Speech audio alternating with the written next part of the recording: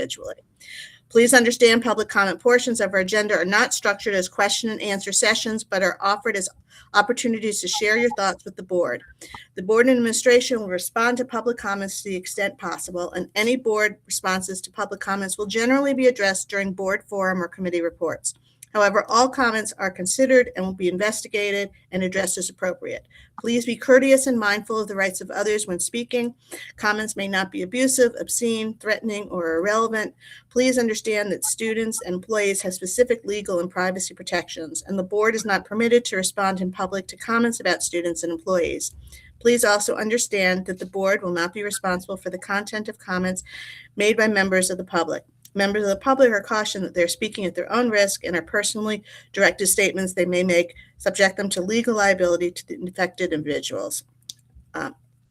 If it's necessary for the board to go into exec session at the end of the meeting, we'll provide an estimated length of time, which I highly doubt on this evening is that something that we will have to worry about. Hope everybody has shoveled their way out and survived the storm. The next item we are up to is our student representative, MJ. Do you have a report for us? Yes, I do. And thank you everyone for joining us on a snow day. As per my usual rule, I'll be going over updates to our school events, in addition to student government activities to enrich knowledge between the board, the public, and what's going on at Ridge High School. So first, some important school updates. We recently had our Ridge Devil Weekend, which was a weekend dedicated to attending and supporting state-level sports tournaments for Ridge athletic teams. Our wrestling team is in their state tournament. The Skyland Cup ice game is for the ice hockey team, and our track and field team has recently claimed the sectional champs title. So by attending and supporting all of these events, it was an opportunity for Ridge students to cheer on their Ridge student athletes in these important statewide games. In addition, our Ridge Forensic Speech and Debate team competed at Harvard and Stanford Invitational, with several competitors earning bids to the Jersey-wide for the Tournament of Champions, rather. The forensics team also championed Montville Invitational, which is a state tournament. And as a member of the team myself, at these tournaments, I was actually discussing forensics grants given by the board with students from other townships. I must say that we are so grateful for the amount of funding we get for academic activities like speech and debate. When I was talking to a lot of these peers from other townships, they often face very high costs, transportation challenges, and a lot of barriers. But for Ridge High School, we have the support of our Board of Education, and it's wonderful to have the opportunity to compete in public speaking so we can develop a future as politicians, orators, and academics. In addition, our school community has been working hard at fundraisers with our track team featuring a 5K marathon in the upcoming March. Please attend if you're available. Our student government selling Chick-fil-A for students on half days, and recently a lot of our clubs teamed up together to raise money for pet shelters. In terms of student government activities, we will hold our second check-in with Mr. Robert, who is the director of our food services. Mr. Robert has been incredibly receptive to all of our feedback, and it really reflects Mashio's commitment to quality. So in the check-in meeting, our main role is to see if there's anything to help Mr. Robert with, regardless of whether it's like taste testing for certain new menu items or any questions about how recent changes like increased vegetarian options or even healthier energy drinks, how they've impacted our school community. In addition, we have a lot of student representatives who are participating in Ms. Howarth's Talk Kind project. It's a school-wide initiative started to ensure kinder dialogue in the school. During our last meeting, we kind of talked about like what are the causes of hate speech.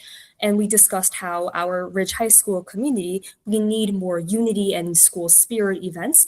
And we had many ideas such as bringing back non-instructional days or like having something similar to Project Adventure from freshman year, where students with diverse communities have to congregate and get to know each other and develop that level of empathy.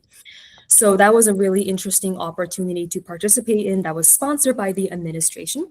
And lastly, the school-wide government, we are managing rich reports where students can give their comments and inputs on how do they want to, what are some of the changes they want to see in their school community. And I was just reading through some of the responses, and I saw a really interesting comment that reflected a lot of the discussions that we had at the BT Connect meeting on AI, which was a few weeks ago after the Board of Education meeting. It was a group of students who submitted comments on how AI shouldn't be used for full sentences, for instance, or how for creative writing assignments, it should only be used for wording, grammar, transitions, and vocabulary. And I think it was really interesting that like the board's extensive guidebook on AI use that we've already created, it covers a lot of those guidelines. So I think it was just a moment to see that the guidelines that the board has created reflects what the students want to see in their curriculums. So yeah, that was just a really interesting thing I wanted to bring up. So yeah, thank you for listening to this update, and I am more than happy to answer any questions. Thanks, MJ. Does anybody have any questions for MJ? Okay, I just have two things. One, to board members, if you may remember from the last time when we had to do a Google Meet, I don't necessarily see all of you because there's so many people on screen. So when it gets time for any comments to be made, if I don't call on you because I don't see you, somehow speak up, state your name, just jump in so that I don't miss anybody who wants to make a comment on the board. Okay. The second thing is, as everyone knows, Mr. Markarian will be retiring in August, and we are actively conducting a search for a new superintendent. We always welcome community members' thoughts and opinions, and we encourage anyone who has something that they would like to share to either come and make a public comment during a Board of Ed meeting, during the public comment section, or to email us. We'll consider everything that you share with us as we move along in this process, which has begun. The position has been posted, and we are currently collecting applications, which the Personnel Committee will then review and narrow down to determine the candidates that we will bring in to interview. We will continue to provide you with updates about the process and where we are at subsequent meetings. Our goal is to have a new superintendent that we can hire this spring. This process is an extremely confidential one. And because of that, I'm going to turn it over to the board attorney, Mr. Giacobbe, to address this. Hi, good evening, everyone. The reason this is a confidential process is that the vast majority of the applicants for this position are currently employed in other districts. And so we can't in any way impede their current employment by revealing the fact that they've applied to us for consideration. It's only when and if we finally come to a final candidate, an offer is made, a contract is negotiated between the parties, and that contract actually has to be reviewed and approved by the executive county superintendent. Once that's done, then the person's identity can be disclosed to the public because they have an approved contract. But up until that time, the board is precluded from revealing any of the candidates who have applied, people who are either successful or unsuccessful. And that's standard. When people make these applications to districts throughout the state of New Jersey, they do so knowing that it is a confidential process and they're not jeopardizing their current employment. If people were afraid that it could be jeopardized, what will end up happening is very often you will not get candidates of the highest caliber applying. So that's why we're keeping it confidential. Again, the board will keep the public apprised and updated on the process, the number of applicants who've applied, etc. But we will not reveal who has applied and who the finalists are when the board does conduct the interviews. Thank you. Thanks, Mr. Giacobbe. That brings us to the superintendent's report. There is one item. Is there anything you want to say about this, Mr. Markarian, before we? No, just Okay. this month's HIB report. Thank you. Okay, can I get a motion? Janice and Dave, and a roll call.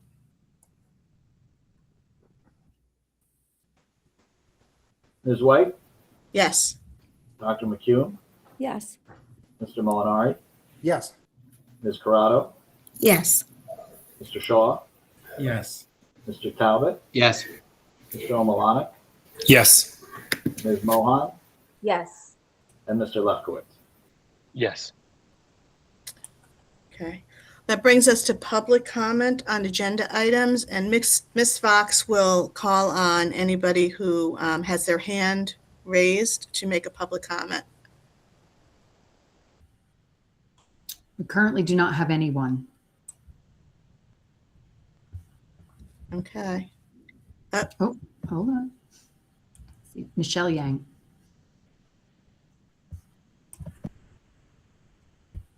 I think you need to unmute yourself, Ms. Yang. Hi, I'm Michelle Young. I live on 6 Sentinel Drive in Baskin Ridge. I just want to know if we will do a formal vote on the Lunar New Year school break today. That's my question for now, because I thought it would be on the agenda so yeah, that's my question for now. Thank you. Anyone else? No one's there, or no one's raised their hand. Okay. Then I'll close public comment. Mr. Markarian, do you want to? Sure. The first reading of the calendar policy is on the agenda. That does include a language change that would have us start to recognize Lunar New Year the first time it falls on a weekday going forward. So yes, it's on the agenda. Okay. Thanks, Mr. Markarian. That brings us to the approval of minutes. Jen, I think Ms. White, there's someone else, Kang Ji. So we The just public closed. comment is closed. We just closed They public can, comment. on they the can agenda. make a comment at the second public comment. Do you need to do a roll call?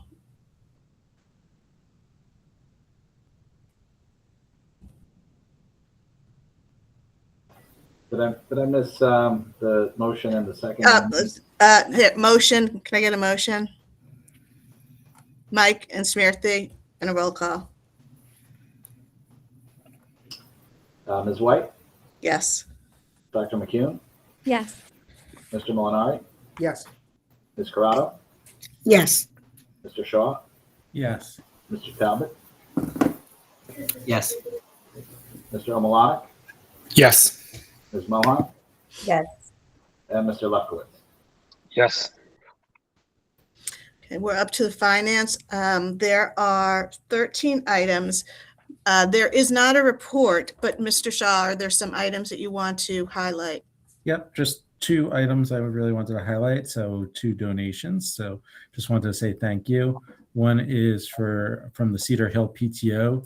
They're donating $5,500 for School Culture and Climate Initiative by the College of St. Elizabeth. So thank you very much to the PTO of Cedar Hill.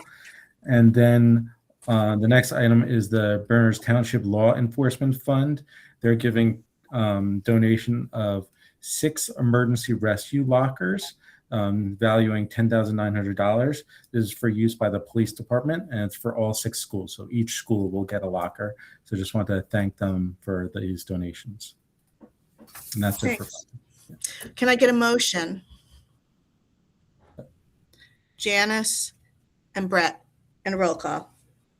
I think Keith has a question. Does that come before the? Right. Yeah, I Yes. had a question. Comments on come one of the before items. question. Can you guys hear me?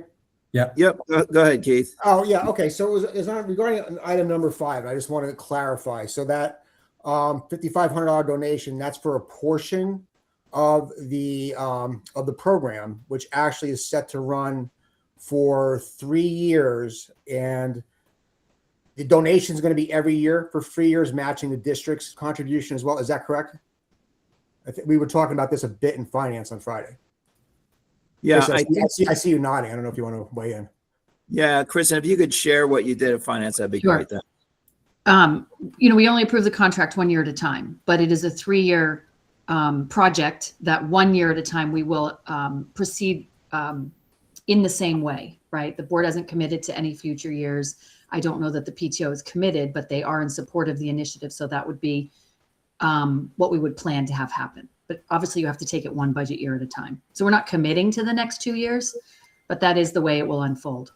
And I think, Kristen, too, the other half we're looking to use grant money for because it's. That's correct. The Okay. rest of the contract will be funded through the federal title funds. So that's $1,100 for the first year, half and half. Well, 12,000 total, 5,500 from the PTO, and the Okay. remaining balance from the title funds. Okay, thank you. So in total, over the 3 years, if we go through the whole contract or the whole program, that'd be $18,000 in title funds. And I know I asked you Friday, it's only Monday. You might not have an answer to this, but I know it's a lot of it's a culture climate survey. How is this substantially different than what we're already paying for with Panorama? Well, I'd be happy to get the full plan from Ms. Euler and go over it in curriculum or wellness. It would go in either of those committees. But the plan would be the actual planning would be based on the survey results that they would administer. So it sort of starts from surveying students, teachers, and families. And then the needs are established through those survey results, and professional development is planned for the next year from that data. So I think the questions are a little bit different. They're not as focused on the individual student as the Panorama data is, more the culture of the school environment. It's also the support too from the college in helping Correct. you design and plan the response to the results.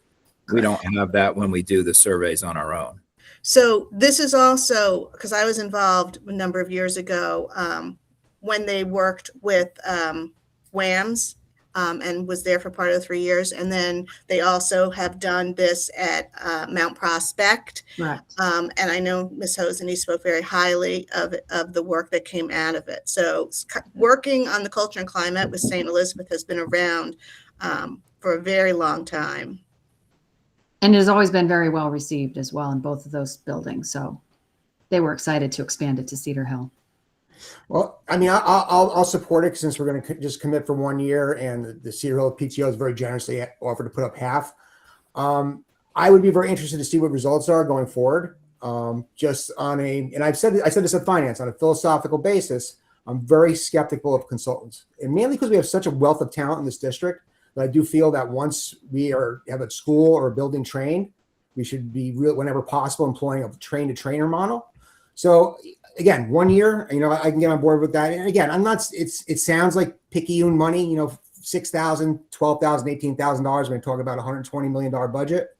But again, big numbers are made up of little numbers, and just because it's a little piece of the total pie, doesn't mean that we couldn't spend those funds better elsewhere. But for this 1 year, I'll be in support of it.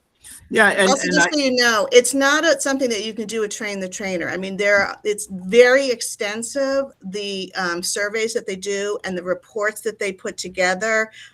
It's not something that, just a teacher who's been trained is going to have the time to put together the kind of reports that St. Elizabeth does. I mean, when I was involved, there were 2 people that came to all the meetings. And I mean, it was like a huge manual practically of what they put together of the surveys and the research and the data that they put together so that they could then make changes that would make the culture and the climate better and have improvements. That's not, I know we had Greg Lucas, who we now are doing the Train the Trainer model. That's a specific example of something that you can do, Train the Trainer. The St. Elizabeth, I don't think falls in that bucket. Well, I mean, I hear what you're saying. I just, again, the consultant rabbit hole is one that seems to be never ending. So when it comes in front of me, I'm going to look at it with a bit of a skeptical eye. But again, it's 1 year, so and PTO is generously putting up half. So let's give it a shot. I think the other thing that'll be interesting to Keith's point is kind of like how can we compare data sets from the different surveys that we're getting and leverage the data that we've got, perhaps with the consultants and the program that they're doing to build the best mousetrap possible for the interventions used at the school. So I think we could try to bring those things together and kind of see what they have to say about that. And with that said, I think Janice has her hand up too, Jen. Yes, I would just like to say that, consultants for curriculum and consultants for climate and culture, we do spend money on consultants for other facilities and operations and things like that. And I think that we should also consider the importance of these consultants as well.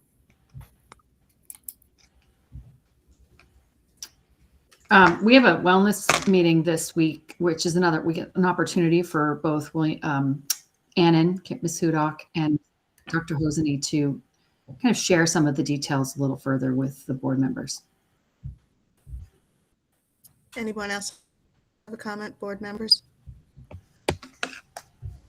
Okay.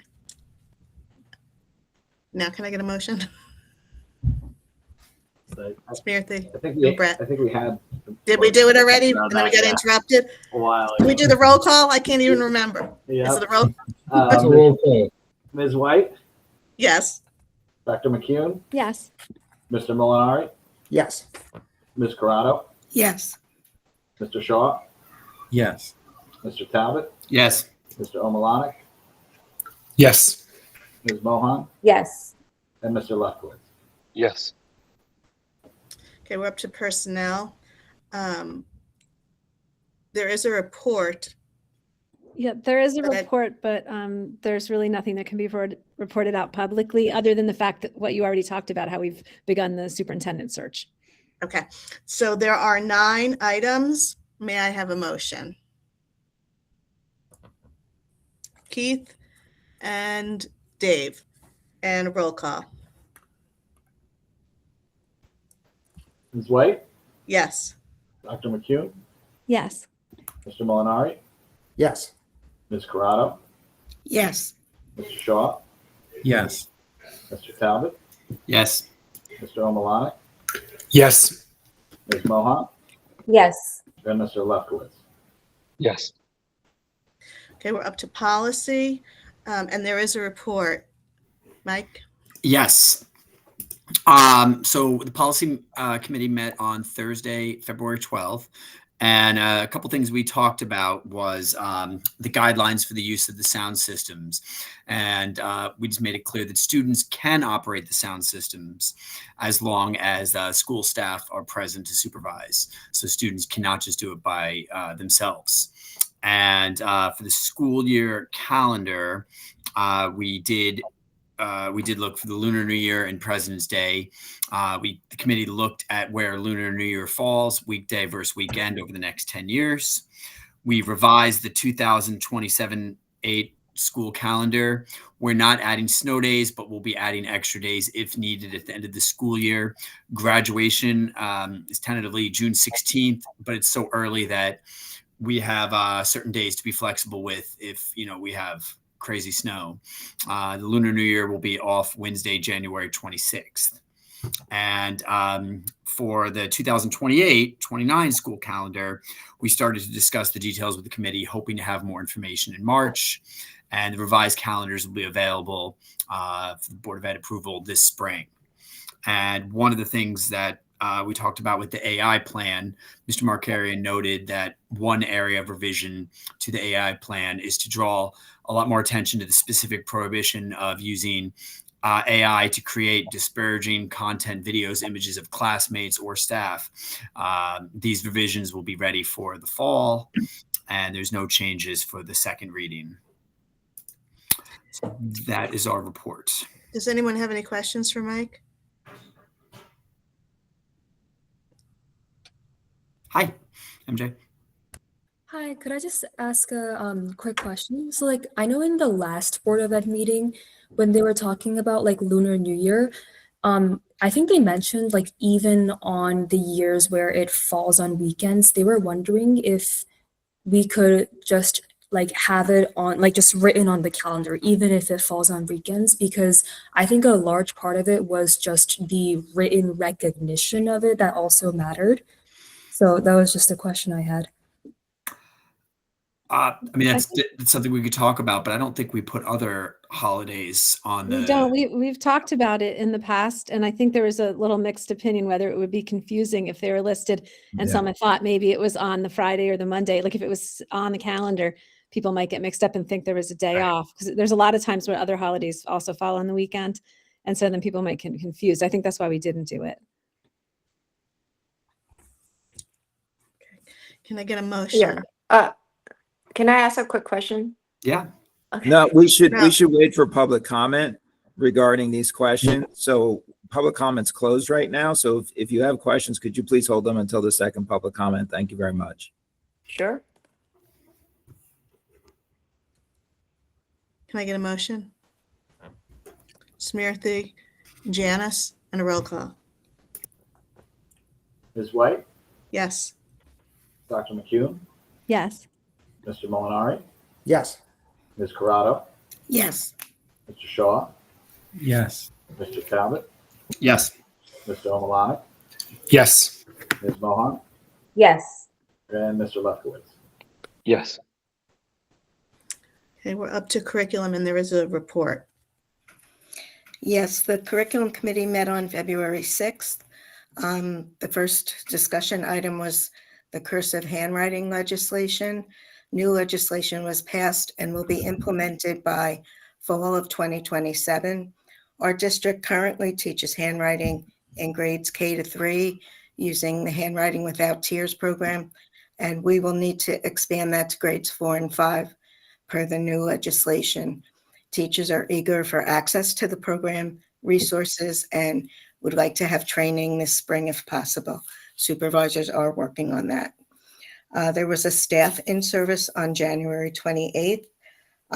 This in-service was department-based, which allowed teachers to work with their colleagues on a variety of topics.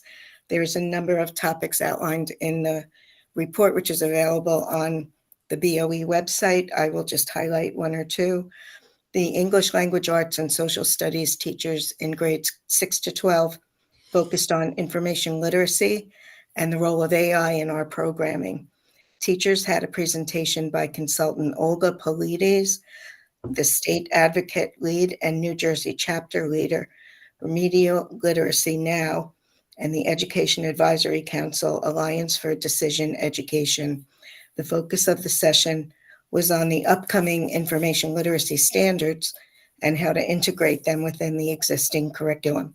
Summer curriculum projects will address this.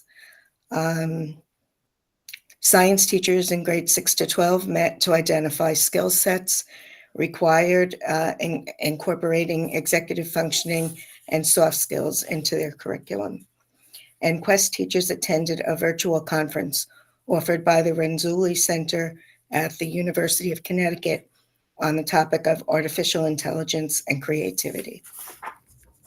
The last in-service day for this school year is scheduled for Wednesday, February 25th, and it will be building-based.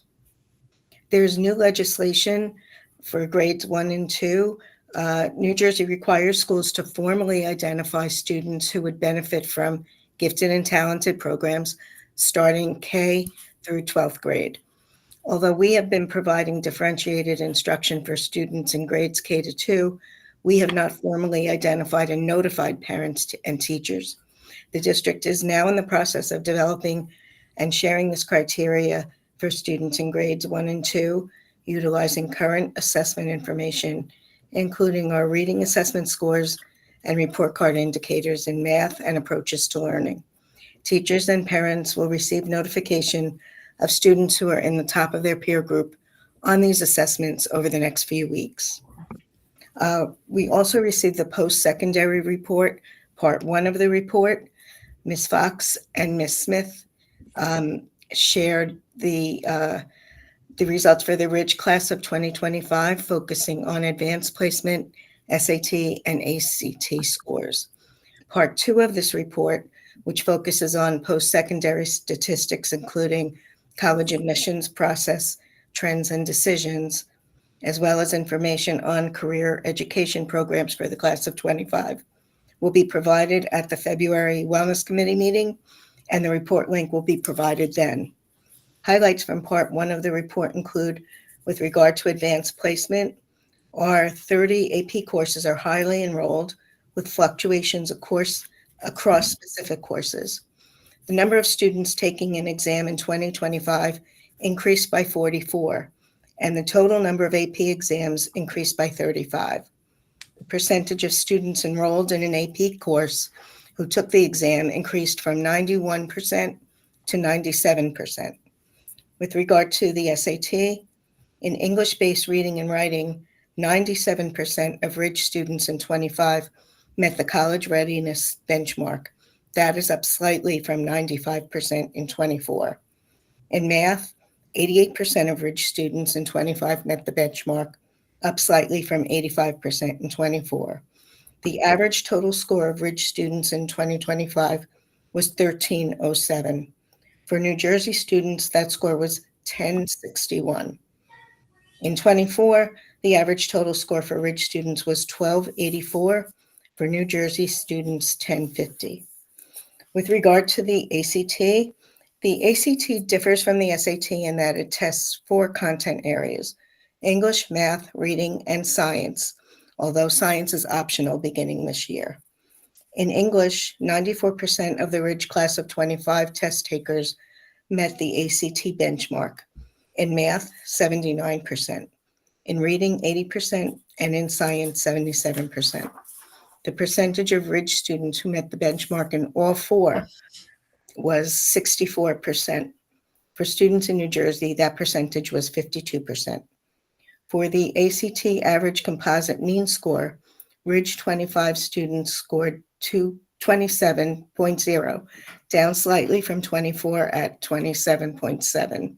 The average composite score for New Jersey students was 24.6 in 2025, up from 24.1 in 24. And the next curriculum committee meeting is scheduled for Wednesday, March 4th. Thanks. I see, Dave, you've got a question? Yeah, just 2 things. One's a comment, one's a question. So just on the scores that Janice just mentioned, I just want to say thank you to the teachers, administrators, and the students for working so hard. Those are amazing scores again this year, and it's a testament to everyone that is involved in that. So I just want to say thank you. They are great again. The only quick question, I don't know if we know this yet, maybe too soon, but on the cursive, the handwriting without tiers that we have to add to 4th and 5th grade, just wondering cost-wise if we know. I assume it's not too material, but just wondering if we know that yet. No, remember Dr. Hunter is pricing out 3 different programs as well as the training for teachers. So I should have that for you at the next curriculum committee meeting. Okay, thanks. Anyone else? Okay. We're up to wellness, and I know there was no meeting, and we're meeting this Thursday? Thursday, the 26th. Okay. That brings us to facilities and operations. There's a report. Yeah, I was absent, so I think Jim's going to be reading out the report this evening. I actually took the minutes, Jim. If you want me to read it, I can do that. Up to you. I've got it up, but if you got All right. If you have it up, go ahead. Okay. So we met February 5th. We reviewed the work orders. We agreed that things have been trending in a positive direction for a while now. So we're going to look at coming up with a more simplistic metric for the committee going forward, rather than the week by week kind of look, which was necessary once upon a time, but looks like we are moving in the right direction. So we'll come up with something a little bit more simplistic. We discussed the major capital projects over the next 5 years and the 5 years after that, and had discussions on what would be involved to submit that project list to DOE and update the long-range facility plan. We discussed, since the next 5 years of projects have to be submitted to DOE, the committee discussed selecting an architectural firm to do that DOE submission. And the committee agreed that we would conduct some interviews, Mr. Mickley and I, with different architectural firms and make a recommendation to the committee to do the DOE submission of the next 5 years of projects. We discussed update from Macchio's on and gave a preview of the survey that they were looking to do, and they talked about a survey that should be coming out very shortly, and we'll be looking forward to a more in-depth review later in the spring. I gave a brief update on the Stop the Soot grant, which is still in process. We talked about the varsity complex schedule, which at the time was starting to see the benefit of snow melting, and now that's backwards. But we'll have a plan to alter that project schedule so that it doesn't impact the baseball and the softball field. And then just a couple of updates on the 26 projects, the Ridge Track, the Cedar Hill roof, and the O Street direct install. The next meeting will be April 2nd at 4 p.m. And I did share a note in the SOS on Friday about what Mr. Rollo described relative to the varsity complex at Ridge. You know, obviously we want to have our baseball and softball fields available for spring use. So we're being sensitive to that. They did start with the backstop on the varsity field, but we are expediting that repair, essentially replacement of the old backstop. So we'll get that in place and not disturb those fields so that they can be used as soon as they dry out, which is going to be a challenge for everywhere this year, obviously. Thank you. We're up to liaison. Does anybody have a liaison report? I don't see anybody. Okay, so that brings us to public comment on non-agenda items.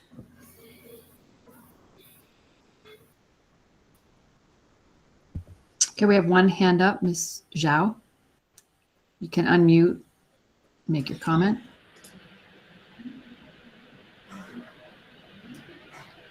Hello, can you hear me or see me? Yep, both. Okay, hi. Yeah, my name is Wenjun Zhao from 83 Carlisle Road in Baskin Ridge. I wanted to make public comments about Lunar New Year. So I wanted to say that thank you for your continuing support for the Lunar New Year. And, I would like to briefly share how this decision would benefit Bernards Township in general. So first, by sending the Lunar New Year in the school calendar, it sends a clear and a public message that our town embraces cultural diversity and values every family who calls this community home. So recognition at this district level shows that inclusion is not only discussed, but also practical in practice. So this strengthens trust between families and also the school system. Second, this decision directly supports students' sense of belonging. So when children see their heritage acknowledged in an official way, so it affirms their identity. A strong sense of belonging builds confidence, increases engagement, and supports overall well-being. So all of which are closely connected to academic success and a healthy school environment. And the third, it also provides practical clarity. So many students already observe Lunar New Year holiday with their families. So recognizing it officially reduces attendance conflicts and eases tension from families, like when they have to go to school or they stay with their family on that day. So, and then they feel very meaningful and also, with the balance with the school responsibilities. And finally, it also serves an educational purpose. Why? Because our school provides students for participation in global society. So acknowledging major cultural celebrations strengthens awareness, respect, and understanding across entirely student body. So Bernards Township is known for excellence. And my kids are in here, and we're so happy, and we're so grateful that we are in this great community. So including Lunar New Year in the calendar would further demonstrate leadership in aligning our policies with the diverse and involving community that we serve. And thank you so much for your thoughtful consideration and your efforts. Thank you. Kristen, can I just jump in for one Absolutely. second? Because there might be people who weren't at our last meeting when we all voted that we would be including the Lunar New Year on our calendars going forward. And Mr. Talbot, when he gave the policy report, that's what he talked about, which was the first readings on calendars, so that we have agreed that we will be putting adding the Lunar New Year on our calendar. So I just wanted to make sure everybody. Okay. Yeah, that's great news. So we're so appreciate that the efforts that the BOE putting in this this action, and really appreciate. Yeah. Okay, Thank Kristen, you I'll so turn it much. back to you. Thank you. Thank you. The next person who had their hands up was Evelyn Zhu. If you'd like to make a comment, there you go. Yeah, so this is technically an agenda item, but I didn't raise my hand earlier. So I also want to talk about Lunar New Year. I just want to say thank you so much. And I know it's not like the first time this proposal has brought forward, and that just makes this so much more meaningful. And I'm so honored to have been the person to start this conversation this time and to be a part of the community that ultimately made it possible. And this was not something that one person could do. We all saw so many members of our community speak in front of this board, do so much research, share their own stories, and spread the word. And I want to especially thank Mrs. Michelle Yang, who spoke earlier, and I want to thank her for organizing so many of our activities and giving us so much helpful insight. And we truly could not have succeeded without her. And of course, the biggest thank you goes to you guys, the board, and every single member who showed support and finally voted yes. So thank you for choosing to send Asian students a clear message that our culture matters in this district, and more importantly, that every single student matters to you and to our whole community. And you've done so much more than just add a holiday to the calendar. This is showing us that you respect us and that as a member of our community, you stand for every single person in it. Thank you. Thanks, Evelyn. Thank you. The next person who had their hand up was Mike Fitzpatrick.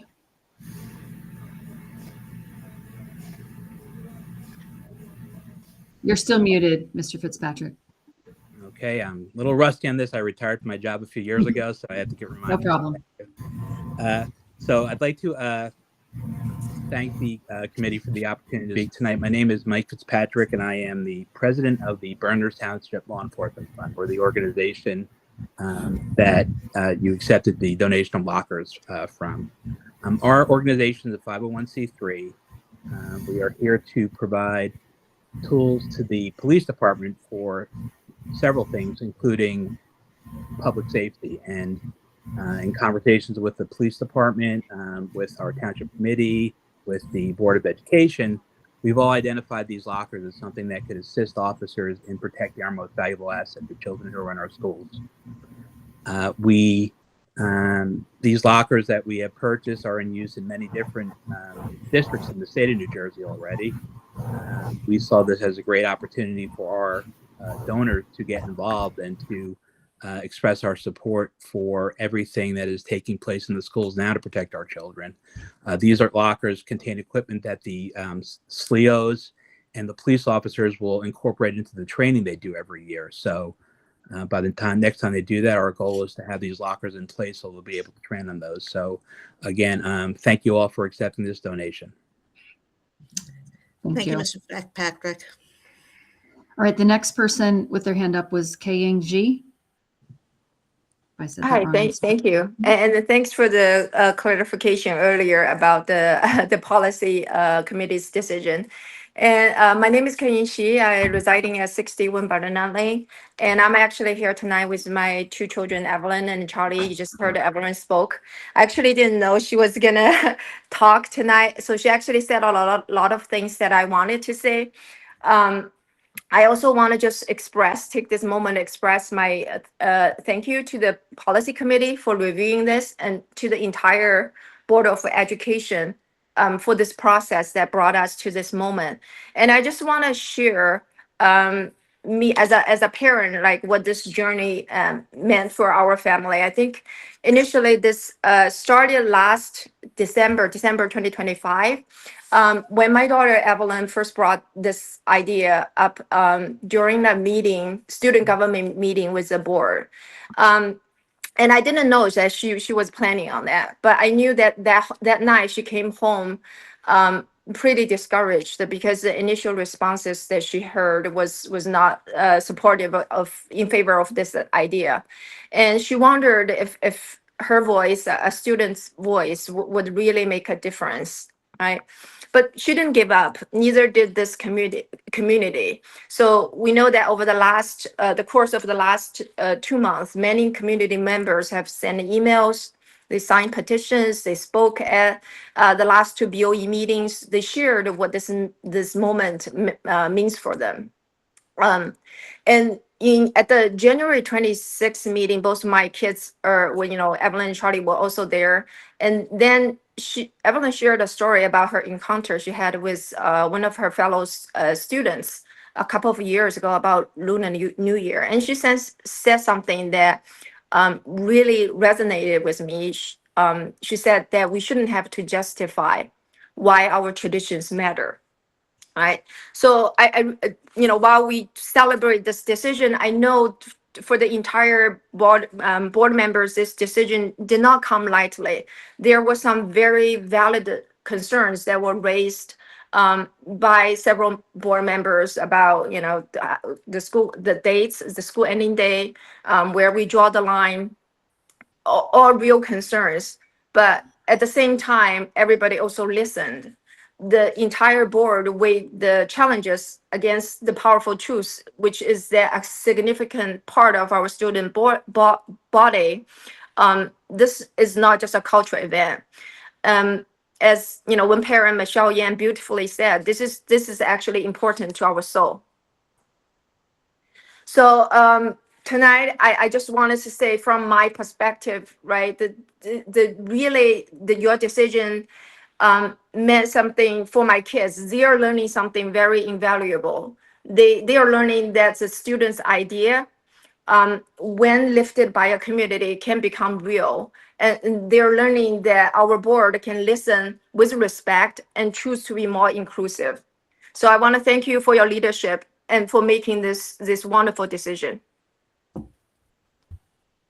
Thank you. I think we have one more hand up. It says ZG.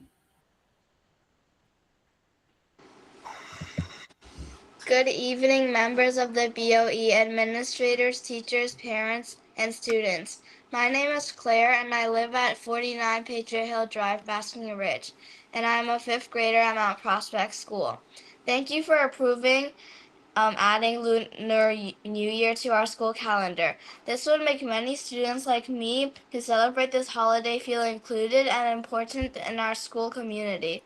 We will be able to spend time with our families and do their traditions. I deeply appreciate this thoughtful step to inclusivity and cultural respect, which strengthens our school community. Thank you for adding Lunar New Year to our school calendar. Thank you. Hi, dear BOE members and all. My name is Ziyan Xie. I'm a proud resident of Basking Ridge and mother of two who both go to MPS. One is 5th grader Claire, who just spoke, and one is Aiden Zhu going to kindergarten. I would like to echo what my daughter Claire just said. We are very grateful to the Board of Education for approving Lunar New Year as a holiday. This thoughtful action acknowledges the cultural heritage of many students and families, including us, and strengthen our sense of belonging within the school community. So we really appreciate that. Thank you very much. There's no one else with their hands up. Ms. Okay. White. With that, I'll close public comment and we're up to board forum. Does anybody have anything for board forum tonight?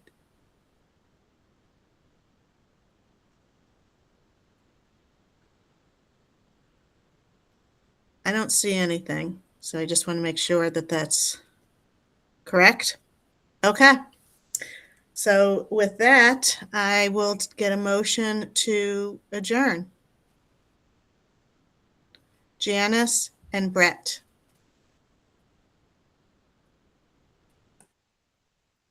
Good night, Thanks, everyone. everyone. Good night, everyone. Thank you very much. Night.